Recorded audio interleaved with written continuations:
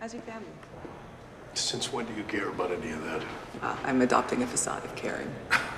You want to dive right in? Well, I'm glad this worked out. You know, when you sent me your notes from the Kemper meetings, I was in a real rut with my new book. What's your book about? It's about white-collar criminals, men not so different to your Edmund Kemper. How do you think the men you study are similar to Edmund Kemper? Well, first of all, they're all psychopaths. I study captains of industry. IBM, MGM, Ford, Exxon, you name it. And sure, these men all have wives, kids, dogs, goldfish, but not because they stopped being psychopaths, but because they just had different leanings. But you think they have the same underlying personality traits? Well, Kemper shows a total lack of remorse, a lack of inner emotional structure, no ability to reflect on the experience of others. You saw this in my notes? It would have been clearer if you'd recorded and transcribed your interviews verbatim, but yeah. Although your project is obviously in the nascent stages, it already feels like a clear successor to The Mask of Sanity, which, as you know, is quite a compliment. Can you repeat that? The Mask of... So you're saying you don't think us interviewing these killers is crazy? Just the opposite. I mean, crazy in the way that anyone with a truly new idea is crazy, but no. Wow. Okay. That's a relief. That hasn't really been the feedback we've gotten so far.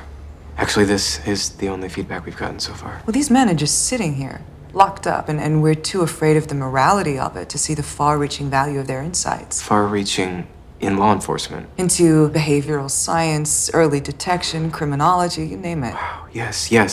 This is what I've been saying the whole time. Oh, have you? You obviously need to put this on a more formal footing. It's going to take a lot of time and energy to expand it into a larger project with a specific questionnaire. Like their family histories, what their thoughts were on why they did it, when they were aroused during the killings, that sort of thing. Then contrast, compare, and publish. Publish? But you can't just circulate your findings within the FBI. I mean, maybe even turn it into a book. A book? Whoa. We definitely appreciate the vote of confidence, but we weren't even allowed to send you those notes. We can't publicize what we're doing in any way. Why not? Our department head gave us weekends only and an office in the basement. We still have students, we have road school full-time. We can't just drop everything. Road school? We travel around the country and teach FBI techniques to cops. Oh. We're seeing Benjamin Miller in Bridgewater this afternoon. Road school is what gives us the freedom to go out and interview these guys. We can go bit by bit. Kemper and Miller and build out from there. Make a study in our free time, like you said. I didn't realize that this was so informal. We can make it formal. We can do that easily. And then a book. The successor to The Mask. I guess I just wanted to get another set of eyes. See if you thought this was valuable from an academic standpoint. Have you shown your Kemper notes to your department head? No. Teaching police departments, can someone else do that? Anyone can. It's really not that hard. That is not true, and it's beside the point. Shepard doesn't even want us to talk about this. You really think he's going to say yes to a full-time academic study? Never mind a book? Do you really think people would be interested in this outside of law enforcement? I mean, imagine. Like, truly imagine what it takes to bludgeon someone to death. The lust for control, the feeling of arousal, the decision to rape the severed head of your victim, to humiliate her corpse. How could you possibly get that from an ordinary police report? You know why it took me nearly a decade to publish my book? Because narcissists don't go to the doctor. Psychopaths are convinced that there's nothing wrong with them, so these men are virtually impossible to study, yet you have found a way to study them in near-perfect laboratory conditions. That's what makes this so exciting and potentially so far-reaching. It's not that I disagree, and I've spent enough time with Holden that I know what it means when he gets that crazy look in his eyes. I'm afraid it's just not feasible within the bureaucracy of the FBI. We've got weekends. We've got the evenings after road school, an hour or so before road school. We don't have to tell Shepard. You know, interviewing 40 men across the states is a full-time job. And if you want this to be a legitimate academic study, then you're looking at 4, maybe 5 years, and compiling, analyzing the data. Right. Well? It's a shame. We have an interview with Miller in an hour, and it's a bit of a drive. You know, this is really important work. If your boss won't let you do it, then you should really talk to someone who has the freedom and resources. I think we'll stick with it for now. It'll be slow going, but we're not ready to give up yet. Of course not. But it's good to get some encouragement, even if our hands are tied. Thank you. It's a pleasure. You know they have to shoot the birds in the yard because they might be smuggling in drugs from the outside? Actually, I don't know if that's true. A girlfriend told me once. You date a lot of ex-cons? No. Actually, Debbie's the first girl I've really dated since high school. Dated. Yeah. My wife's the first woman that I've married. I thought they said 3 o'clock. What are we waiting for? You'd be less fidgety if you smoked cigarettes. Should have brought a tape recorder. Gentlemen, I'm Dr. Kale. We spoke earlier on the phone. Thanks for doing this, Doctor. We realize it's somewhat unorthodox. Unfortunately, Miller says he won't talk to you. Now, we told him in advance, and he agreed, but there's really nothing we can do now. He should be in a better mood tomorrow. Tomorrow? Well, he gets like this sometimes. Just needs a cool-off period before he can interact with people. We often have to bring him food into his cell because he won't come out. We're headed out tonight. We can't come in tomorrow. I'm sorry. Will you be back to Boston another time? Perhaps. Thanks for your time, Doctor. We appreciate it. Of course. Well, that's the last time we give them advance notice. Do you ever feel like you're on the cusp of something major and it just keeps spinning out in your head? Where did you get that ironing board? Your closet. I just can't stop thinking about this project. Dr. Carr said it could have far-reaching consequences. Why are you up? Did you smoke my I pot? just can't stop thinking about this project. The idea is so exciting. Bristol's only an hour or so away, so we don't have to do road school to get to it. There's, Vaughn Greenwood. The Skid Row slasher? Yeah, he's in California, along with Herbert Mullen. The Cincinnati Strangler. What's his name? Postiolaski Jr. I assume he's in Cincinnati? Yeah. I like teaching the Midwest cops. Hospitable guys. There's always Richard Speck in Illinois. Great. We can do a Midwest sweep. Gerard John Schaefer, he killed at least 30, they think. That was in Florida, though. You know I can't say no to a Florida golf course. Okay, let me get back to you. What's up? Carver, there's been another one, same age as Rosemary Gonzalez, only this time she's dead.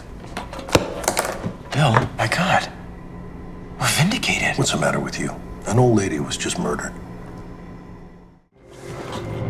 Not only is this exactly what we predicted, but we believe he's getting a taste for it, and there'll be more. A sequence killer. A sequence killer. It's what we're calling it when they kill 3 or more. Is this a new classification? Because you need to get a steno to put it into writing. You bet. I'll talk to Marge. This is what you were talking about with the Kemper thing. We brief them with a description. We need to go there and make sure they bring him in. It's what we predicted. Thank you, Holden. I've been listening. We have a responsibility to make this right. I agree. You do now. What are you waiting for? You got a plane to catch. Yes, sir. Her name was Laura Conway, living literally half a mile away, practically up the street. Same thing exactly. Same time of night that Rosemary Gonzalez was attacked, about 10:30 or 11. What about the dog? Yeah, a dog like that must have put up a fight, right? Your aunt will have bite marks. Dog's fucking lasagna. We rousted a bunch of kids. We had an 18-year-old from the neighborhood we liked, but he had an alibi. What was it? He's a fry cook, clocked in till midnight. His co-workers vouched for him. You spoke to his boss? Yeah, one of these new burger joints, big corporate setup. Like McDonald's? Actually, I don't remember. We might have to rethink. Look at that dog. Someone had a good fucking grip on it. Damn near eviscerated. Now, this woman wasn't as frail as Mrs. Gonzalez. Whoever did this wasn't easily scared off. Older. And determined. I don't understand the sexual assault part. Why just groping? Why not rape her? He didn't rape her because he didn't want to. He just wanted to dominate and humiliate her. He's one sick son of a bitch. Supposing he's 35, 40. Supposing these women are his mom's age. It's a mom thing. Wait a minute, 40? Did I just hear you correctly? This is not a kid. I've been rounding up teenagers. This time wasn't his frenzied. It's not a teenager. Sacramento DA reamed my ass for hassling busboys, and now you've changed your mind? It's not a one-off. This isn't some random freakout. This guy's getting confident. At least late 20s. Physically mature, emotionally immature, socially undeveloped, possibly still lives at home? Narcotics, maybe. That's why he beat her this badly. Didn't know when to stop. You think? Why not? Not if he still lives at home, but maybe he's married. Or separated. Separated. Guys in unhappy marriages have hair triggers. They lash out, especially when it comes to women. Wouldn't know anything about that. Lucky you. You guys still think he's white, not Latino, black? I think blacks, Latinos might be too respectful of an elderly woman. My bet is poor white trash. Listen, we did talk to some older guys. And this one right here is pretty interesting. Just came walking up off the street. Hey, what happened? Did anybody see? He'd been drinking. One of these guys that likes talking to cops, you know? We should talk to him. Sure. Ma'am, I'm Detective Roy Carver. These are my colleagues Bill Tench and Holden Ford. Hello. What do you want? It's Dwight, right? What do you want with him? These gentlemen are with the FBI. Well, now what has he done? Who the hell have you brought into my home? May we come in? FBI knocking at my door? I might as well be dead for all he cares. Just kill me now, because that is what you're doing. And it is a slow death. He's my only son. I might as well walk up to the freeway, stick my head under a truck, and save myself the misery. We'd just like to ask Dwight a few questions. Are these yours, Dwight? You'd think he'd be out of my hair by now. Move the fuck on, but no. You sleep on the couch here? We ain't not too drunk to get up there. Maybe we could talk outside, Dwight. Have a smoke. Take him. Just give me a fucking moment to breathe. Must be tough bringing a girl home with your old lady breathing down your neck like that. My mom decided we were too young to get married, told her parents. She ratted you out. I don't know, what kind of fucking question is that? I'm curious. Humor me. Looks like you've been going at your arm pretty good. You getting a scrap? Doesn't it get cramped in there? The three of you all together? She made you get an abortion with your girl. Do you get a say in her romantic life? I mean, he's living right next to you. Do you get a say in hearing them fuck? I think that would piss me off if my mom told me what to do all the time. Get an abortion, get her this, get her that. Yeah. How come you let your mom treat you like that? Don't you ever stick up for yourself? I stick up for myself. I'm sorry I didn't hear you doing that in there. I didn't hear him say anything in there. I stand my ground. I'm no pussy. I'm not saying you're a pussy per se. I'm saying, why do you stand there and take it? You don't know what the fuck you're talking about. You ever cuss her out? I give as good as I get. What does that mean? You ever been in a fight? Maybe. But not with mom, right? Mom's different. You only have one mom. Never laid a finger on her. You didn't even raise a hand to her. Of course not. You raise a hand to your mom, it all goes to shit, right? You ever lost control? Not with her, leastways. Not with her. Makes sense. You'd need to let off steam, show her who's boss. You'd never hurt your old lady, but You'd never hurt her because she loves you. Listen, everybody in this room remembers when they were a little kid. When they first figured out they wanted to be a cop. I knew I wanted to be a detective in the 3rd grade when I read A Study in Scarlet by Sir Arthur Conan Doyle.